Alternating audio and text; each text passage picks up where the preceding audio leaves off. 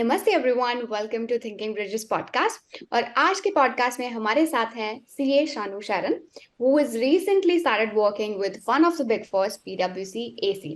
और शानू की हम पूरी सीए जर्नी सुनने वाले हैं, क्या क्या उन्होंने चैलेंजेस फेस करे, कैसे he was able to crack one of the big fours. So welcome to the show Shanu. I am really happy to have you here and I am really excited to hear about your story. Thank you very much ma'am. Thank you very much. So starting से शुरू करते हैं। So just to set the context guys, whosoever is watching, Shanu hails from Bihar, from a city named as Sitapadi, where Ma Sita was born, right? So that's a very beautiful place. So tell us a little bit about your CA journey, how it started. Did you pursue your CA? Did you start your CA back from your hometown? Yes. तो मैंने अपनी journey start करी थी 2012 में।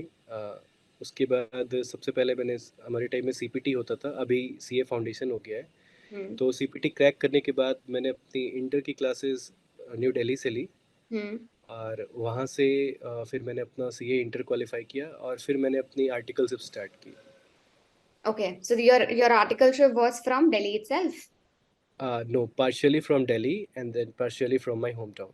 या, okay okay okay okay. Uh so city near my hometown. CA की journey smooth रही या कोई फेलियर्स देखने पड़े, कुछ चैलेंजेस आपको फेस हुए? मैंने बहुत सारे फेलियर्स देखे, बहुत सारे फ्रंट पे फेलियर्स देखे, सिर्फ पढ़ाई में ही नहीं। दिल्ली में मुझे कई बार मतलब बहुत सारी परेशानियों का सामना करना पड़ा। यूजुअली जैसे लक्ष्मी नगर में रहता था मैं, तो हम्म। मुझे कंटिन्यूसली 2-3 महीने मतलब हॉस्पिटलाइज रहना पड़ा था। ओहो। और सबसे बड़ी दिक्कत जो बाहर से बच्चे आते हैं मतलब हॉस्टल लाइफ में, वो होती है खाने पीने की। तो हम्म। जब आर्टिकलशिप में हम होते हैं तो हमारी टाइमिंग्स कुछ ऐसी रहती हैं कि हमें अपने आप पे समय देने का बिल्कुल भी नहीं समझ आता। करेक्ट। तो उस कंडीशन में खाने पीने की प्रॉब्लम्स और इन चीज़ों के कारण मैं काफ़ी बार बीमार भी पड़ा, जिसके कारण मैंने अपना जो आर्टिकलशिप है वो अपने घर के पास शिफ्ट कराया, जो हम्म। मेरे सिटी के पास थे, क्योंकि वहाँ से एटलीस्ट ये था कि मैं अपना ध्यान रख सकता था। राइट। और उसके बाद फेलियर्स की बात करूँ तो मुझे समझ आया जब मुझे काफ़ी लेट हुआ, जब मेरे रिजल्ट्स आते थे और 3 नंबर 4 नंबर से मेरा मार्क्स रह जाता था।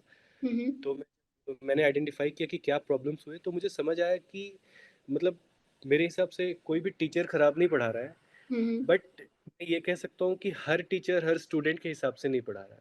तो एब्सोल्युटली। हमें ये समझना होता है कि हमें किससे बेहतर रिस्पॉन्स मिल रहा है, किसकी चीज़ें हमें समझ आ रही हैं, अगर वो कोई ब्रांड है भी या नहीं, या कोई वो नॉर्मल टीचर है, कोई न्यू स्टार्टर जिन्होंने स्टार्ट करा है।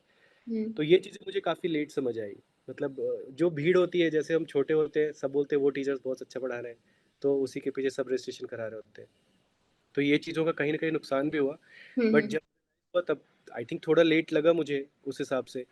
बट मैंने हार नहीं माना, मेरे बहुत सारे फ्रेंड्स थे, उनको जॉब अच्छी मिल गई आर्टिकलशिप के बाद। हाँ हाँ।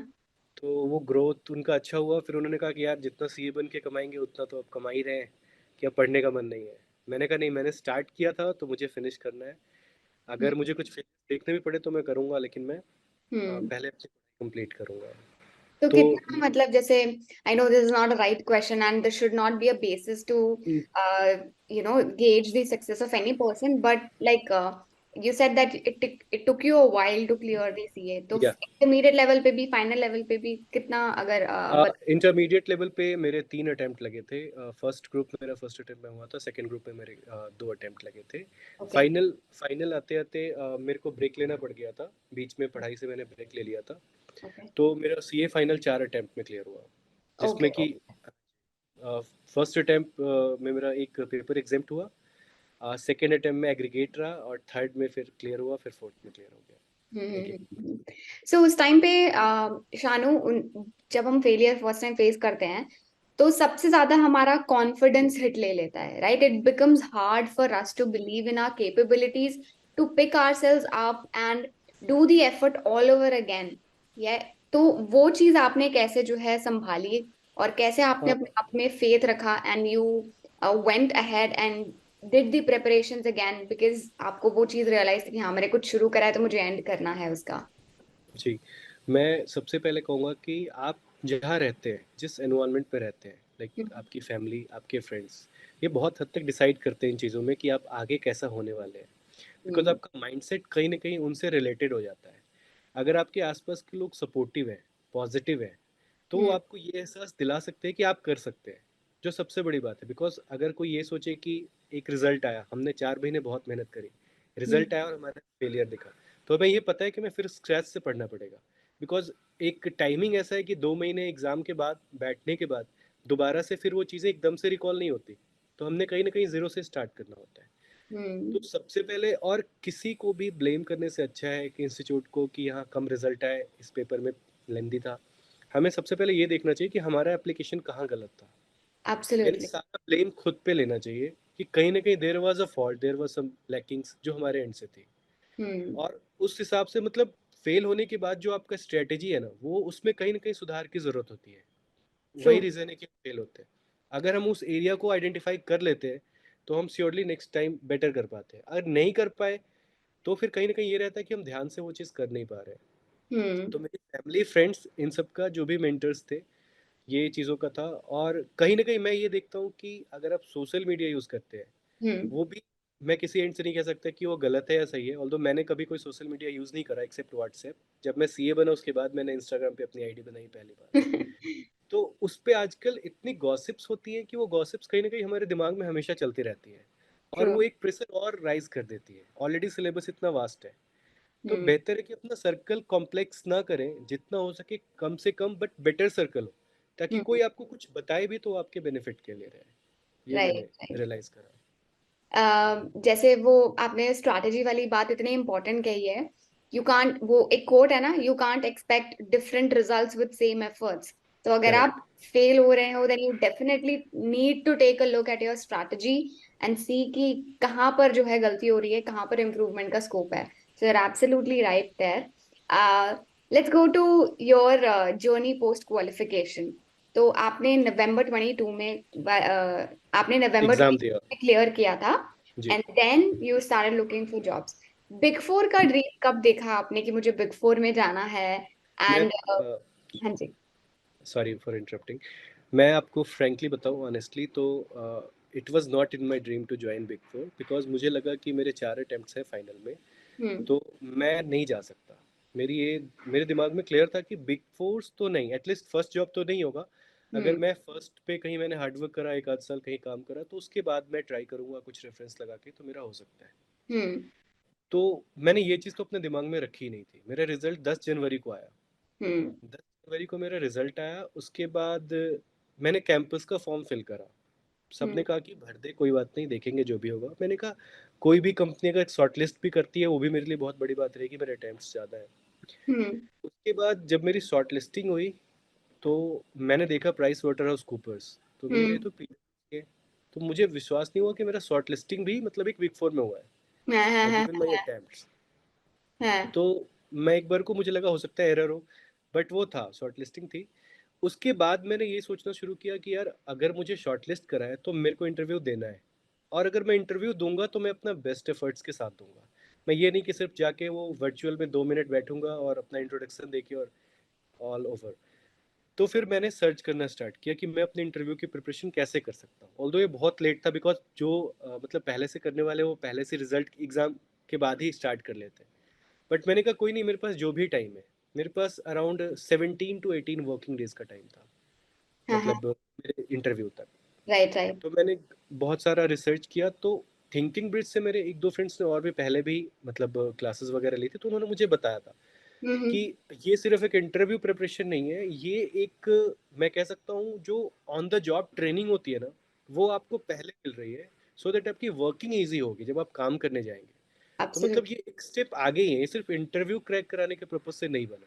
तो हम्म। मैंने रिसर्च किया इस चीज़ पे, कुछ वीडियोस देखे, कुछ रिव्यूज देखे, जो कि सभी मतलब ज़रूरी होता है आजकल। एब्सोल्युटली वो फिर इम्पोर्टेंट है। हाँ, फिर मैंने इंक्वायरी करी, मेरे पास शाम में कॉल आया मतलब टीम से। फिर उन्होंने बताया, फिर मैंने एक बार अपनी मम्मा से कहा कि मैं, मेरे को ऐसे ऐसे शॉर्ट लिस्टिंग हुई है, मुझे लगता है कि मैं अगर अच्छे से करूँगा तो क्या पता सिलेक्शन भी हो जाए। तो मम्मा ने कहा हाँ ठीक है, तो प्रिपरेशन कर।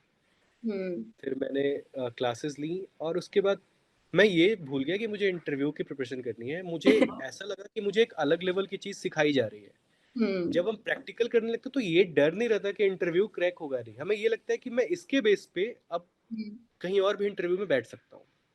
ठीक है। तो पर्टिकुलर ऐसा नहीं कि कुछ बंच ऑफ क्वेश्चंस है जो आपके इंटरव्यू में पूछे, वो तो कहीं भी पीडीएफ आप ले सकते हैं किसी भी चीज़ का, कि कुछ क्वेश्चंस है आप पढ़ सकते हो, उन्हें याद कर सकते हो, जनरल क्वेश्चंस है। बट इसमें हमें बताया जा रहा है कि अगर हमें कैश एंड बैंक को ऑडिट करना है तो अप्रोच क्या होता है, हम्म प्रॉब्लम्स क्या होती है, क्या हम्म क्या एरियाज है जिस पे बिग फोर फोकस करती है, बिकॉज वो वर्ल्ड की टॉप 4 कंसल्टेंसीज फर्म ऐसे नहीं बनी कि हम्म सिर्फ वो सर्विसेज दे रहे हैं, उन्होंने एक बेंचमार्क स्टैब्लिश करा हुआ है हर चीज़ का। तो हम्म वो उनके काम में दिखना चाहिए। और राइट अगर आपको थोड़ा बहुत आइडिया इन चीज़ों का, तो आप वो चीज़ें अच्छा कर पाएंगे, वो आपके आगे ग्रोथ में भी हेल्प करेगा। तो मैंने ऑडिट मास्टर क्लासेस पूरी नहीं कर पाया था मैं, क्या कहते हैं, इंटरव्यू से पहले, लेकिन ऑलमोस्ट 75% मैंने कर लिया था। That's also good enough. और उसके साथ मैं ये करता था कि जो मेरे फ्रेंड्स हैं जो हाँ सेल्फ प्रिपरेशन कर रहे हैं, मैं हाँ उनके साथ 5 से 10 मिनट एवरी डे कोशिश करता था कि हम लोग ऐसे ही जूम कॉल पे या टीम्स पे ऐसे सामने बैठ के एक दूसरे से बातें करें, ताकि हम्म हमारा ये डर खत्म हो जाए उस दिन का कि हम फेस करने वाले वर्चुअल इंटरव्यू, डर लगता रहता है कि हाँ बिग फोर से क्या पूछेंगे, कैसे करेक्ट मना करेक्ट। कर दिया। तो इससे मेरा फियर खत्म हो गया था। हम्म 24 तारीख को मेरा इंटरव्यू था, सुबह में मैं तैयार था कि जब भी मेरे पास कॉल आए मैं कॉन्फिडेंस से ही इंटरव्यू दूंगा, मुझे लॉजिक्स पता थे अपने, और कोई सेट ऑफ क्वेश्चंस प्रिपेयर नहीं करे थे, बस अपने कंसेप्ट्स थे जो हम्म सीए फाइव के थे, तुरंत पढ़े थे, जो बेसिक चीज़ें चल रही हैं, जैसे कुछ स्पेशल इंडेस हैं, 115 हाँ। 116, इस तरह के जितने भी हैं फाइनेंशियल इंस्ट्रूमेंट्स, इनसे अपना एक बार रिवीजन करा। और मेरा इंटरव्यू अराउंड 38 मिनट्स तक चला था मेरा, जो कि दैट्स एक्चुअली अ जो कि गुड थिंग। जी, तो सबने बोला कि यार इतना लंबा कैसे चला, बिकॉज बीच में मेरे फ्रेंड्स का हो गया, उन्होंने मुझे कॉल किया था कि, तो मैंने काट दिया था कि मेरा अभी चल ही रहा है। तो हम्म मैं, उन्होंने मुझसे जितनी चीज़ें पूछनी थी मैंने बिल्कुल रिप्लाई किया, जो नहीं आया स्ट्रेट फॉरवर्ड मना किया, ये भी नहीं कि मैं उसको घुमाने की कोशिश कर रहा हूँ, क्योंकि ये मुझे बताया था लोगों ने कि जो नहीं आया उस पर स्ट्रेटली मना करो, ये नहीं कि हाँ तुम बनाने की कोशिश करो, तो वो फिर नेगेटिव होता है। राइट। तो मुझे जहाँ तक याद है मैंने अराउंड 95% क्वेश्चंस के आंसर सही दिए े। ठीक है, क्योंकि बेसिकली मुझे ये बेनिफिट हुआ था क्लासेस वगैरह लेके कि मुझे, मेरा थॉट प्रोसेस क्लियर था कि मेरे से वो क्या पूछ सकते हैं, हम्म एंड इसी बेस पे मैं बहुत श्योर हुआ कि मेरा आ जाएगा कॉल। बट कॉल तो नहीं आया, एटलीस्ट 1 डेढ़ महीने बाद कॉल आया। बट कहीं ना कहीं वो जो कॉल जब आया तो मुझे ये लगा कि हाँ मेरा प्रिपरेशन वेस्ट नहीं गया। हम्म तो ये एक मेरे को सेटिस्फेक्शन मिला, और ये कॉन्फिडेंस मिला कि हम हम्म किसी और चीज़ पे दिमाग लगाने से बेहतर है कि हम कुछ ऐसा पढ़ें, कुछ हम्म ऐसा टाइम स्पेंड करें, बिकॉज ये एक दिन का प्रोसेस नहीं है कि कोई 8 घंटे 4 घंटे कोई किसी भी तरह की चीज़ से हमें बेनिफिट मिल सकता है। ये एक अच्छा खासा प्लान किया हुआ क्लास है, जिससे आपको सिर्फ ये नहीं कि आप पर्टिकुलर किसी एक इंटरव्यू में, आप हम्म किसी भी इंटरव्यू के लिए आपके अंदर कॉन्फिडेंस आ सकता है। ये राइट। मैंने गेन करा। तो मैंने इंटरव्यू क्रैक होने के बाद से दोबारा से फिर वो मैंने जो टैक्स की मास्टर क्लास है वो हाँ मैंने हाँ। अपने, मतलब अपने लर्निंग के लिए लिया। मैं हम्म खाली था तो मैं कुछ क्लासेस ले लेता हूँ, मुझे कुछ बेहतर एस्पेक्ट मिला, तो ये चीज़ मैंने ली और फिर मैंने वो क्लासेस की, तो कहीं ना कहीं मेरे को ये बेनिफिट मिला। एंड आपने बिल्कुल सही बात बोली। That's what we actually portray, that we are not just an interview preparation platform, we go one step ahead, we actually help you train your practical skills, we actually help you gain the knowledge which the interviewer seeks in a candidate जिससे उसको काम कराना है। जो कि correct. आप 1 महीना अपनी ज्वाइनिंग के बाद उस ट्रेनिंग में स्पेंड करेंगे, वो सब चीजें आप पहले ही सीख जाएंगे, and that's the correct. main goal. And it feels so happy when we hear genuine feedback from all our learners. So thank you so much, Shanu. It really means a lot. Um, thank but let's come back to your interview because I'm really interested in listening. How was the interview? What kind of questions were asked? इससे क्या होगा? Because Shanu, you are an inspiration, I believe, for many students out there. जैसे आपने जिन लोगों की help ली अपनी interview preparation में, it's also wise कि आप भी जो आपके जूनियर्स या पीयर्स होंगे आप भी उनकी हेल्प करेंगे, and you give out those vibes that you have, ये सीनियर ब्रदर वाली वाइब्स हैं। तो help help your juniors understand what is the interview like, किस तरीके के क्वेश्चंस पूछे जाते हैं और कैसे वो प्रिपेयर कर सकते हैं। जी। तो मतलब बेसिकली जब भी कोई इंटरव्यू स्टार्ट होता है, मतलब कैंपस सिलेक्शन का अगर मैं बताऊं तो सबसे पहले बेसिक इंट्रोडक्शन, वो सबसे पहले अपना इंट्रोडक्शन देते हैं, राइट। और वो ये कोशिश करते हैं कि आप कंफर्टेबल फील करें। मेजोरिटी मैंने अपने फ्रेंड्स का भी एक्सपीरियंस शेयर कराया उनसे, उन्होंने भी ये कहा कि वो कंफर्टेबल रखते हैं, वो प्रेशर नहीं डालते। हम्म फिर आप अपना इंट्रोडक्शन दे सकते हैं जो कि वही टोन सेट करता है कि आपका इंटरव्यू कैसा जाने वाला है। हम्म तो मेरा ये मानना है कि जो इंट्रोडक्शन वाला पार्ट है ना, वो जनरल नहीं होना चाहिए। उसमें कुछ स्पेसिफिक पॉइंट्स होने चाहिए, बशर्ते कि आप जिस डोमेन के लिए अप्लाई कर रहे हैं हम्म। आपका रिज्यूमे उससे मैच करना चाहिए। और जो आपने रिज्यूमे में लिखा है वो आपको आना चाहिए, वो आप उसको एक्सप्लेन कर सके। उसमें से अगर कोई टॉपिक कोई पूछ रहा है तो आपको ये नहीं कहना कि मुझे ये नहीं पता। अगर रिज्यूमे से बाहर कुछ है तो आप वहाँ मना कर सकते हैं कि हाँ ये मुझे नहीं आता, बट रिज्यूमे में आप जो मेंशन कर रहे हैं वो आपने प्रिपेयर करना है, क्योंकि वो बेसिक चीज़ें हैं। तो इंट्रोडक्शन के साथ आप उन्हें वो चीज़ें बताएं जो आप कर चुके हैं, उसके साथ साथ ही अपने गोल्स, अपने एम्बिशंस का मतलब मैच करके। करेक्ट। और उसके बाद जब वो क्वेश्चन स्टार्ट करेंगे, अगर उनके दिमाग में पहले से भी कोई क्वेश्चन है और आपने कुछ अपने इंट्रोडक्शन में कुछ ऐसा बोला तो वो उसको बाद में पूछेंगे। वो कोशिश करते हैं कि वो आपके इंट्रोडक्शन से रिलेटेड क्वेश्चन से स्टार्ट करें ताकि आप कंफर्टेबल फील करें। या। और जैसे कोई एश्योरेंस, किसे मेरा एश्योरेंस के लिए था, हाँ। तो मैंने एश्योरेंस स्पेसिफिक प्रिपरेशन करी थी हम्म। मास्टर क्लासेस के थ्रू, अपने जो भी पढ़ी थी उसके थ्रू। तो जो बैलेंस शीट के लाइन आइटम्स होते हैं, जो पी एंड हाँ। एल के लाइन आइटम्स होते हैं, आपको उनकी ऑडिट के बारे में पता होना चाहिए। हम्म। आपको जो बेसिक टर्म्स होते हैं, जैसे कि ऑडिट एजर्शंस क्या होते हैं, आप क्या प्रायर चेक्स क्या करते हैं, है ना, आपने कैश बैलेंसेस वेरीफाई कैसे करना है, बहुत सारे अकाउंट्स है तो आप कैसे सारे अकाउंट्स को चेक करेंगे, थर्ड पार्टी कन्फर्मेशंस कैसे, मतलब वो हॉट टॉपिक्स जो एक्चुअली काम में सबसे ज़्यादा होते हैं। जैसे इन्वेंट्रीज है, कैसे इन्वेंट्री की अगर चोरी हो रही है इस पे कैसे आप लगाम लगा सकते हैं, है ना। और किसी कंपनी की इंटरनल प्रैक्टिसेस कैसी हैं, उनके कंट्रोल सिस्टम्स कैसे हैं, ऑपरेट कर रहे हैं नहीं कर रहे हैं, है ना, कैसे डिज़ाइन हो रखे हैं, एम्प्लॉयज़ खुश हैं कि नहीं। इस तरह की चीज़ें जो बेसिक चीज़ें हैं इनसे रिलेटेड रहता है। कुछ भी ऐसा नहीं होता कि आप वो नहीं जानते होंगे, बहुत हम्म। रेयर होता है। हाँ, जो इंडेक्स वगैरह चल रहे हैं, जो जो यूज़ हो रहे हैं ज़्यादातर, अभी इंडेक्स 115 बहुत यूज़ हो रहा है, बहुत सारे चेंजेस के साथ आया। करेक्ट। इंडेक्स 116 में बहुत सारे चेंजेस हुए। करेक्ट। तो ये सारे सीए जो लोग चार्टर्ड अकाउंटेंट बन गए होते हैं या फाइनल की पढ़ाई कर रहे हो तो उन्हें पता होता है कि ये, क्योंकि वो इंडेक्स हमारे एग्जाम्स के पार्ट से भी बहुत इंपॉर्टेंट होते हैं। तो करेक्ट। हम उनकी प्रिपरेशन वहाँ भी अच्छे से करते हो, हमें वहाँ भी ये पता होता है कि हमें प्रैक्टिकल एक्सपोजर में भी इसका एप्लीकेशन ज़्यादा करना है। हम्म। तो उससे रिलेटेड, और वो क्वेश्चंस के बाद उन्हें जब आप में थोड़ा सा कॉन्फिडेंस आता है तो वो कुछ आपसे पर्सनल चीज़ें पूछते हैं, आपकी हॉबीज़ क्या हैं, कुछ पर्टिकुलर आपने जो चीज़ें करी हैं। और हम्म। कोशिश ये भी करनी है, अगर आपने कुछ एक्स्ट्रा करिकुलर एक्टिविटीज़ करी है, हम्म। जैसे कुछ स्पोर्ट्स में है, किसी और चीज़ में है, कोई भी चीज़, आप गाना गा सकते हैं अच्छा, तो आप उन्हें ये मेंशन करेंगे कि आपको कोई भी छोटा भी आपने कोई अचीवमेंट करा है तो आप उन्हें मेंशन कर सकते हैं।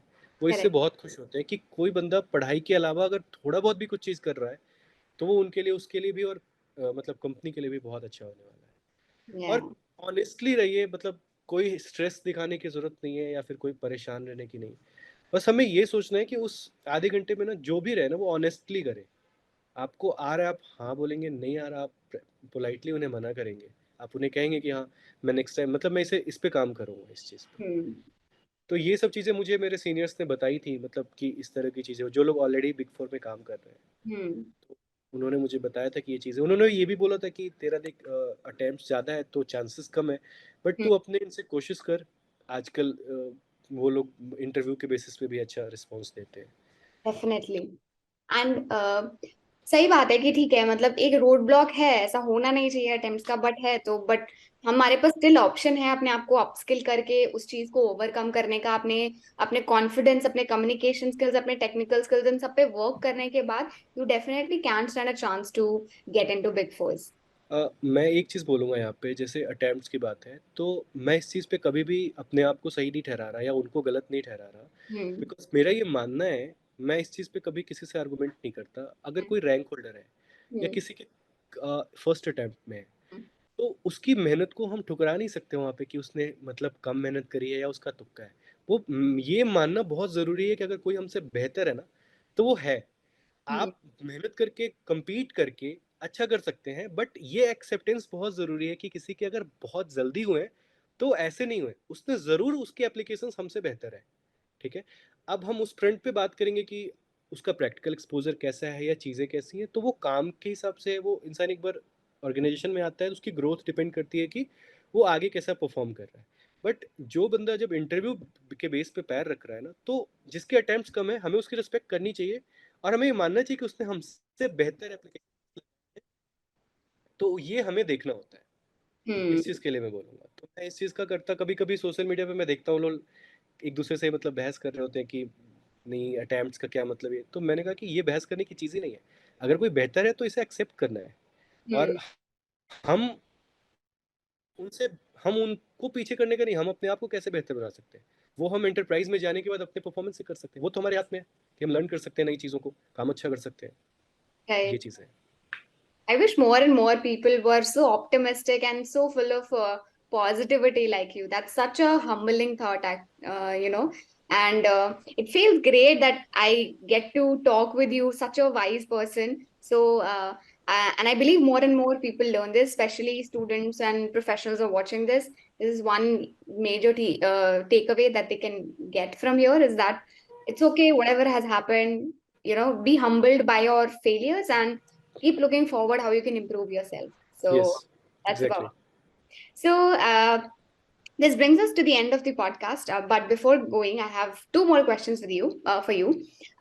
One is, would you recommend Thinking Bridges masterclasses to your friends and to anybody who is watching this podcast?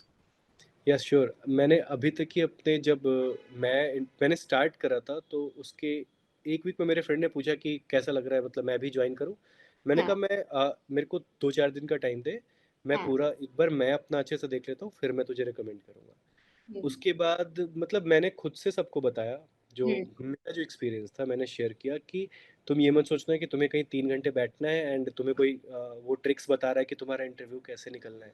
ये हम्म, नहीं है, तुम्हें कुछ सीखने को मिलेगा हम्म, जिसके बेस पे तुम किसी भी इंटरव्यू में बैठ सकते हो और अपना बेस्ट दे सकते हो। हम्म, तुम चार्टर्ड अकाउंटेंट बने हो अपनी मेहनत से, तुमने एग्जाम सारे खुद से क्वालिफाई किए, तो यहाँ कोई तुम्हें हाथ पकड़ के कंपनी में नहीं लेके जाएगा। कोई तुम्हें गाइडलाइंस दे सकता है और एक रोड मैप ऐसा दे सकता है कि उसके बेस पे तुम्हारे अंदर कॉन्फिडेंस आएगा, जो कि सबसे बड़ी की है। अगर हम right, इंटरव्यू से थोड़ा भी घबरा रहे हैं या फिर हमें डर लग रहा है कि होगा या नहीं होगा, हम्म, तो उस जगह पे ये आपको कॉन्फिडेंस आता है कि यार मुझे अब ये चीज़ें पता है, हम्म, मुझे आज के डेट में जो किसी कंपनी में काम हो रहा है मुझे इस चीज़ की नॉलेज है, मैं हम्म, इसको एक्सप्लेन कर सकता हूँ, मैंने करके देखा, मैंने वो चीज़ एक्सेल पे खुद से ट्राई किया। जब हम correct. क्लास कर रहे होते हैं ना तो एक बार को हम भूल जाते हैं कि हम इंटरव्यू की प्रिपरेशन कर रहे हैं। मैं ये सब पता जब मैं कैश एंड बैंक की टेस्टिंग कर रहा था और जो वर्किंग पेपर्स वगैरह थे, तो मैं ये मुझे वो ऐसा लगा कि मैं प्रैक्टिकली वो चीज़ कर रहा हूँ। हम्म, तो वो चीज़ कहीं न कहीं गेन होना, वो एक प्रैक्टिकल एक्सपोज़र जो है, वो मुझे बहुत बेनिफिशियल लगा, जिसके लिए मैंने मतलब लोगों को रिकमेंड भी करा और मैं इतनी डिटेल बता सकता हूँ किसी को कि हाँ, ये बेनिफिट्स आपको हो सकते हैं। हम्म. तो बहुत सारे लोगों को मैंने बताया भी ये चीज़ों के बारे में। तो thank you so much guys. जो भी लोग देख रहे हैं पॉडकास्ट, ऑडिटिंग में जाना चाहते हो, मतलब अभी परचेज भी करने का मन नहीं है, at least check out the demo lectures. उनसे ही आपको बहुत ज्यादा क्लैरिटी मिल जाएगी। हम तो मतलब जो पेमेंट वाला पोर्शन है वो हम एकदम लास्ट में बोलते हैं। हमारे पास फ्री रिसोर्सेज इतने हैं, आप उन्हीं को चेकआउट करिए। And now the last question, Shanu, give any one piece of advice to anybody who is in their articleship or who has just recently qualified CA and they want to they are aiming for Big Fours. अ, मेरा अपना जो personal experience के base पे अगर मैं कहूँ, तो आज के डेट में कंपनीज़ ये देख रही हैं कि आपके अंदर कितना पोटेंशियल है Hmm. और आप उनके लिए कैसा रिसोर्स बन सकते हो। Hmm. तो वहाँ कहीं न कहीं हमें ये देखना है कि हम अपने आप को कैसे रिप्रेज़ेंट कर रहे हैं, Hmm. कैसे खुद को दिखा रहे हैं और किस तरह से हमारी क्लैरिटी है चीज़ों के बारे में। Correct. क्योंकि एग्ज़ाम्स हम सभी क्वालीफ़ाई कर चुके हैं, तो हम उनकी कंपनी में जब पैर रखने के बाद जब हम काम करना स्टार्ट करेंगे, तो हम किस तरीके से उनके लिए बेनिफिशियल हो सकते हैं। Right. वो चीज़ों पे उनका ज़्यादा फ़ोकस है। आप किसी से कैसे बात कर सकते हैं, आप उनके क्लाइंट से अगर कभी डिस्कस कोई बातें करेंगे, तो कैसे आप कम्युनिकेट कैसे कर पाएँगे। Hmm. और ये सारी चीज़ें वो ढूँढते हैं और कहीं न कहीं ये जो अटेम्प्ट्स का चल रहा था अभी तक का, हाँ, उस पे अब धीरे-धीरे मैं देख रहा हूँ कि अब वो कम होता जा रहा है। exactly. अब लोग राइट टैलेंट ढूँढना चाह रहे हैं और सिंपल वही देखना चाहते हैं कि वो हमारे लिए किस तरह से बेनिफिशियल है। तो मेरा सिंपल कहना है कि अगर आप सीए फाइनल के एग्ज़ाम्स दे चुके हैं ऑलरेडी और हाँ, किसी भी कंडीशन में, आप हर कोई को पता होता है कि मतलब किस तरह का पेपर गया है ऑनेस्टली। मतलब कभी-कभी ऐसा होता है कि हाँ, बहुत ज़्यादा ऊपर-नीचे होता है, अदरवाइज़ एक आइडिया एक बंदे को खुद होता है कि वो उसने कैसा लिखा है। तो जो नवंबर मिड के बाद का टाइम है, जनवरी फर्स्ट वीक या सेकंड वीक तक का, उसमें वो अपनी इस जर्नी को प्लान करें, वो एडवांस प्रिपरेशन स्टार्ट करें, तो उन्हें ऐसा नहीं कि उन्हें एक टाइमलाइन है 10 दिन में कोई चीज़ें करनी है। वो इस चीज़ को एंजॉय करते हुए कर सकते हैं, वो अपना एक टीम बना सकते हैं, वो डिस्कशंस कर सकते हैं एक दूसरे के साथ। तो वो इंटरव्यू फियर ख़त्म हो सकता है, और कोशिश कर सकते हैं कि वो बिफोर रिजल्ट ही वो अपने इंटरव्यूज़ देने स्टार्ट कर दें, क्योंकि बहुत सारी कंपनीज है जो प्री रिजल्ट भी ड्राइव स्टार्ट करती है, जो रिजल्ट से करेक्ट। पहले भी इंटरव्यूज़ लेती है। अब बशर्ते उनका ये होता है कि अगर आप क्वालिफाई कर गए तो आपका कॉन्ट्रैक्ट हम आगे रिन्यू कर हाँ, देंगे। राइट। तो जब हम ये प्रिपरेशन करने लगते हैं ना, तो हमें ये कॉन्फिडेंस आने लगता है कि अब हम इंटरव्यू क्रैक कर सकते हैं। और हम्म। ये अपने आप में, ये कॉन्फिडेंस सिर्फ सीए बनने के साथ नहीं आता। जब मुझे लगता है सीए बनना एक अलग प्रिपरेशन है, और जॉब क्रैक करना एक अलग प्रिपरेशन है। एब्सोल्युटली वो ट्रू। दोनों डिफरेंट हो जाता है। तो इस बेस पे मैं कहूँगा कि दोनों चीज़ों की प्रिपरेशन करें। जब रिजल्ट का वेट ना करते हुए अपने आप को उसमें इन्वॉल्व करें, ये जर्नी भी बहुत खूबसूरत हो जाती है एग्ज़ाम खत्म होने के बाद इंटरव्यू तक की, क्योंकि हम कुछ नया सीख रहे होते हैं। राइट। जी। Thank you so much, Shanu. It was a lovely conversation, and I'm glad that we were able to do this. Thank you so much for taking out time.